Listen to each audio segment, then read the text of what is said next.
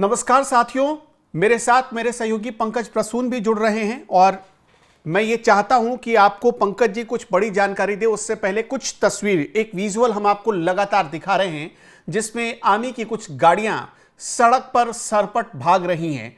और इससे आगे की जानकारी दे उससे पहले बता देते कि ये पाकिस्तान की तस्वीर है, पाकिस्तान का विजुअल आप देख रहे हैं। और ये जो आर्मी की गाड़ियां हैं ये पाकिस्तानी सेना की गाड़ियां हैं। और ये गाड़ियां कहां जा रही हैं? ये गाड़ियां जा रही हैं, ऐसा दावा किया जा रहा है कि ये गाड़ियां जा रही हैं सत्ता हस्तांतरित करने। पाकिस्तान में तख्ता पलट होने वाला है, कुछ घंटे बाकी हैं। शहबाज की छुट्टी होगी, मुनीर सत्ता संभालेगा, पाकिस्तान में फिर से वही हिटलर राज आने वाला है।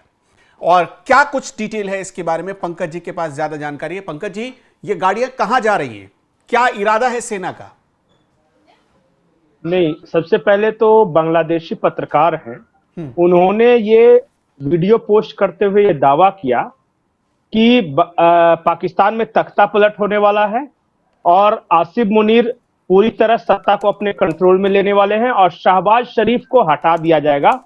और अभी जो मौजूदा परिस्थिति में ये पूरा का पूरा पाकिस्तान का जो कंट्रोल है वो आर्मी चीफ के अंडर आ जाएगा। ये उनका दावा था। फिर इस विजुअल को मैंने 2 जगहों पे भेजा, अपने इंडियन आर्मी के सोर्सेज के पास भी और पाकिस्तान में भी पत्रकार के पास भी। ये विजुअल ये है, वो इसकी सत्यता क्या है? तो पाकिस्तानी पत्रकार ने ये पुष्टि की है कि ये वीडियो लाहौर कंटोनमेंट एरिया का वीडियो है। उन्होंने बताया कि मैं एरिया देख के बता सकता हूं, बाकी तो मूवमेंट ट्रक कहां जा रहे हैं, कहां आ रहे हैं, ये मैं नहीं बता सकता। फ्लैग नजर आ रहे हैं। हाँ, उन्होंने कहा कि जो मैं पहचान पा रहा हूं, उन्होंने ये कहा कि लाहौर कंटोनमेंट एरिया का ये एरिया वही है। अब ये ट्रक कहां जा रहे हैं, कहां आ रहे हैं, इस बारे में उनको भी नहीं जानकारी थी, लेकिन जगह की पुष्टि कर दी उन्होंने। इसलिए मैं पहले ही कह दे रहा हूं कि ये जगह की पुष्टि हुई है कि यह वहां पे ये है और जो दिख रहे हैं ये पाकिस्तानी आर्मी के ट्रक्स हैं। अब जो सलाउद्दीन चौधरी हैं, उनका दावा यह है कि ये आसिम मुनीर सत्ता संभालने वाले हैं, शहबाज शरीफ को बिल्कुल हटा दिया जाएगा और पूरा कंट्रोल आर्मी अपने हाथों में लेने वाली है। ये उनका दावा है। जो बांग्लादेशी पत्रकार है, अंतर्राष्ट्रीय उनकी एक मैगजीन है द बिल्ड, वो भी निकालते हैं और कई तरह के सनसनीखेज खुलासे वगैरह उन्होंने किया है बांग्लादेश से लेके विदेशी मामलों पे भी। तो ये उनका ट्वीट है। इसलिए अब आगे की कहानी मैं बता रहा हूं कि क्या है वहां पे। ये तो मैंने पहले ही एक जस्टिफिकेशन दे दिया कि क्या है स्थिति। जब जब इस तरह के मौके आते हैं तो आप देखिएगा कि सिविल गवर्नमेंट को साइडलाइन कर दिया जाता है। अभी जो आर्मी है वो बिल्कुल प्रोमिनेंस में आ गई है पाकिस्तान में। और आसिफ जरदारी ने जो नेशनल असेंबली का सेशन बुलाया था उसमें भी एक एनोनिमस रिजोल्यूशन पास करना था, वो भी नहीं हो सका, वहां बटा हुआ दिखा है। और सबसे बड़ी बात कि शहबाज शरीफ अचानक पूरे परिदृश्य से गायब हो गए हैं। अनुपम, एक हमने देखी थी, एक मीटिंग का विजुअल था जिसमें आसिम मुनीर भी बैठे हुए थे, शहबाज शरीफ बैठे हुए थे, उनके डिफेंस में। उस विजुअल के बाद से शहबाज शरीफ के बारे में 2-3 खबरें आई है, लेकिन वो सूत्रों के हवाले से आई है। एक खबर यह आई है कि वो रावलपिंडी के मिलिट्री अस्पताल में भर्ती हैं और पाइल्स था उनको, ब्लीडिंग हो रही है। ये खबर है, हम पुष्टि नहीं करते, जो खबरें आ रही थी वो हम बता रहे हैं। दूसरी खबर शहबाज शरीफ के बारे में यह आई थी कि नवाज शरीफ से ये कंसल्ट करने गए हैं ब्रिटेन, और वहां पे नवाज शरीफ ने इन्हें यह कहा है कि भारत के साथ झगड़ा करने में कोई भला नहीं है, तुम कोशिश करो कि इस टेंशन को कैसे डिफ्यूज करें। और नवाज शरीफ ने खुद, उनके जो सोर्सेज थे, चाहे सऊदी अरबिया हो या दूसरे देश है जो कि भारत के भी दोस्त हैं, उनको इन्होंने खुद, नवाज शरीफ ने टेलीफोन किया और इनको भी दौड़ाया कि तुम जाओ। ये भी सूत्रों के हवाले से ही आई है खबर, ये इसकी भी हम पुष्टि नहीं कर रहे हैं। लेकिन इसके अलावा शहबाज शरीफ न दिखे हैं, न कुछ बोलते हुए उनके बयान आए हैं। जब नेशनल असेंबली का सेशन हुआ तो वहां से कायदे से प्रधानमंत्री को होना चाहिए था। ये ट्वीट हम पहले आपको थोड़ी देर के लिए रोकना चाहेंगे। पहले ये सलाहुद्दीन शोएब चौधरी का ये ट्वीट देखिए, जो ये लिखते हैं कि पाकिस्तानी मिलिट्री कॉन्वॉय देखी गई है और उसका उनकी इंटेलिजेंस रिपोर्ट ये बता रही है कि ये सब पंजाब गैरिसन की तस्वीरें हैं। आईएसआई चीफ और नेशनल सिक्योरिटी एडवाइजर जनरल असीम मलिक वो पावर किसी भी वक्त ले सकते हैं। मतलब अभी तो हाल ही में उन्हें सिक्योरिटी एडवाइजर बनाया गया, असीम मलिक को, वो आईएसआई के चीफ हैं। जी पंकज जी। उसके पीछे भी एक कहानी है। असीम मलिक को नेशनल सिक्योरिटी एडवाइजर कैसे बनाया गया? दरअसल पाकिस्तान में नेशनल सिक्योरिटी एडवाइजर नाम का कोई पद होता नहीं, ये क्रिएट किया गया है और ऐसा कहा गया है कि जो नेशनल सिक्योरिटी एडवाइजर है वही पॉलिटिकल गवर्नमेंट है और उसी के साथ सलाह करेंगे मिलिट्री हेड। मतलब कि अगर असीम मुनीर को शहबाज शरीफ के साथ सलाह करनी पड़ती तो हो सकता है कुछ मुश्किलें आती, लेकिन शहबाज शरीफ के जगह पे उनके बिहाफ में अगर असीम मलिक और असीम मुनीर ये दोनों बातचीत करेंगे तो दोनों मिलिट्री के ही आदमी हैं, तो इन्हीं का आदमी जो कि बिठा दिया गया है सिविलियन गवर्नमेंट कहके कि उसको एडवाइस करेगा। अच्छा, ये मिलिट्री ऑलरेडी जब है ही तो शहबाज शरीफ को एडवाइस करने के लिए एक और मिलिट्री जनरल की क्या जरूरत थी? इसका मतलब यह है कि शहबाज शरीफ को ऑलरेडी किनारे कर दिया गया है, वो होंगे नहीं। अब चूंकि दुनिया भर में निंदा होती पाकिस्तान की कि देखो प्रधानमंत्री को कान पकड़ के निकाल दिया, तो रहिए पद पे, आप बयान देते रहिए, लेकिन पावर आपके पास कुछ अब नहीं रहेगा। अब पावर आ गई है भाया असीम मलिक, असीम मुनीर के पास। अच्छा, कहीं ये जो आज असीम मुनीर भागकर जो आईएसआई के दफ्तर गया था, इसी वजह से तो नहीं गया था? नहीं, ये देखिए एक बहुत बड़ी वहां पे डेवलपमेंट हुई है। डेवलपमेंट ये हुई है कि आईएसआई ने कहा है, उन्हीं के हवाले से, उन्हीं के मीडिया के हवाले से मैं कह रहा हूं, आईएसआई ने कहा है कि पाकिस्तान की स्थिति बहुत बुरी होने वाली है और उनके पास कुछ इंटेल सोर्सेज थे जो कि भारत के संभावित अटैक के बारे में बता रहे थे वो, और इसीलिए बुलाया गया असीम मुनीर को कि आप तुरंत आइए, हमारे पास इतने महत्वपूर्ण इंटेल सोर्स आए हैं। और उसमें यह कहा गया है, मैं कैटेगरिकली बता रहा हूं, सूत्रों के हवाले से ही है, लेकिन पाकिस्तान के एक बहुत रिनाउंड जर्नलिस्ट है, उन्होंने कहा है आईएसआई ने अपने आर्मी चीफ को यह बताया है कि इजराइल, रशिया, अमेरिका और ब्रिटेन, ये चारों मिलके पाकिस्तान को बर्बाद करने वाले हैं। ये स्पेसिफिक सोर्स है, उन्होंने बताया है, इंटर सोर्स। पूछा कैसे?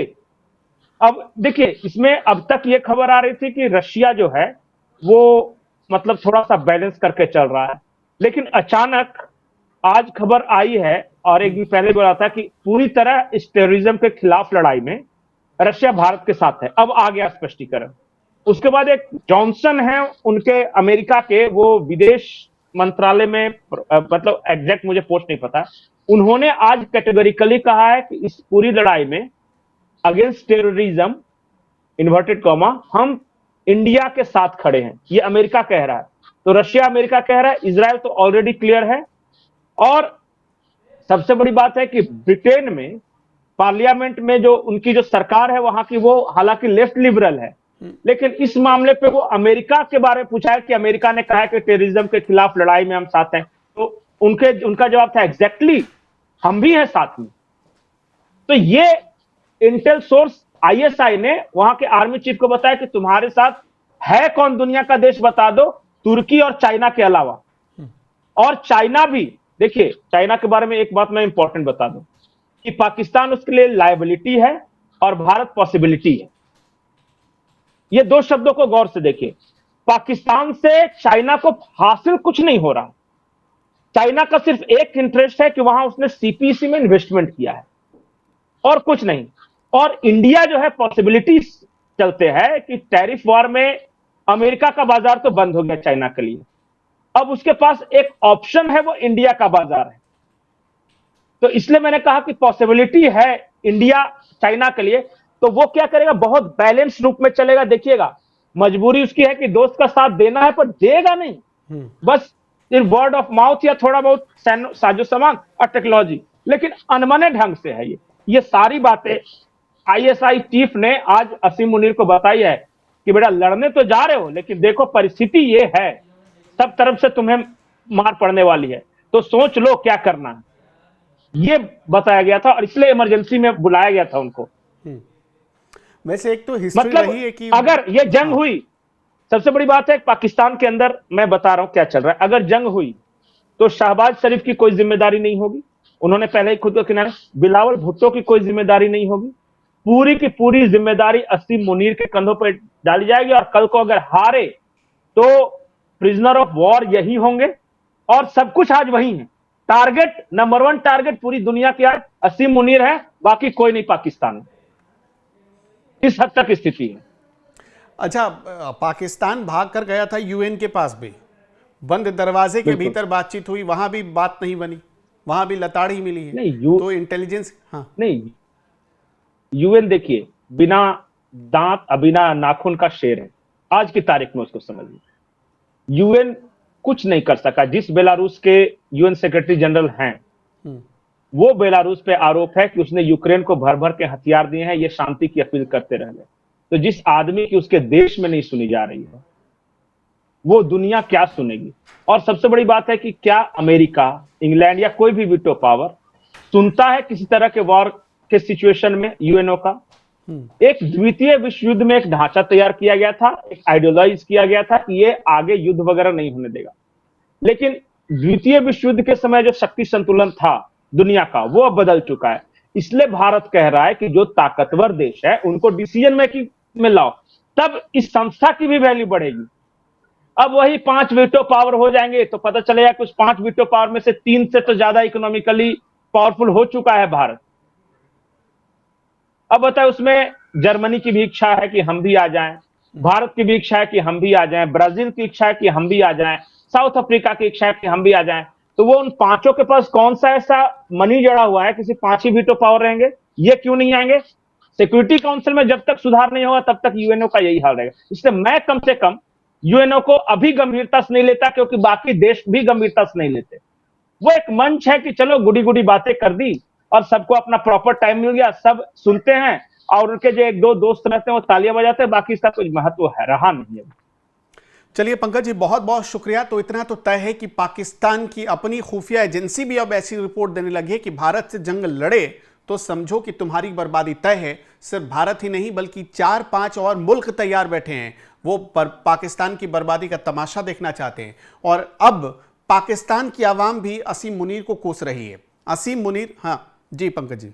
एक और महत्वपूर्ण बात मैं बताता हूं कि अभी से 3 साल पहले पेंटागन की एक रिपोर्ट आई थी और मैं आपको भेज दूंगा उसका लिंक। उसमें यह कहा गया था ना कि दुनिया में अगर इस तरह की पॉसिबिलिटी है कि कभी न्यूक्लियर वॉरहेड किसी टेररिस्ट ऑर्गेनाइजेशन के पास गया तो वो जाएगा पाकिस्तान के थ्रू ही। ये वहां संभावना, तो ये भी in the back of the mind दुनिया में है कि बाकी सारे देश रिस्पॉन्सिबल हैं। कहीं से प्रोलिफरेशन हो रहा है या लीकेज हो रहा है तो वही वो देश है पाकिस्तान। इसलिए दुनिया के ताकतवर देशों की कोशिश यह है कि पाकिस्तान का जो न्यूक्लियर आर्मामेंट है उसको किस तरह न्यूट्रलाइज किया जाए, और इस रणनीति से भी काम करेंगे। चलिए बहुत बहुत शुक्रिया। तो दर्शकों, आपका इस खबर पर क्या सोचना है हमें बताते चलिएगा, लेकिन इतना तो तय है कि पाकिस्तान को इस बात का इल्म हो चुका है, उसके जनरल से लेकर उसके प्रधानमंत्री, उसके राष्ट्रपति तक को इस बात की जानकारी पहुंच चुकी है या पहुंचाई जा चुकी है कि भारत अब की बात छोड़ने वाला नहीं है। नमस्कार।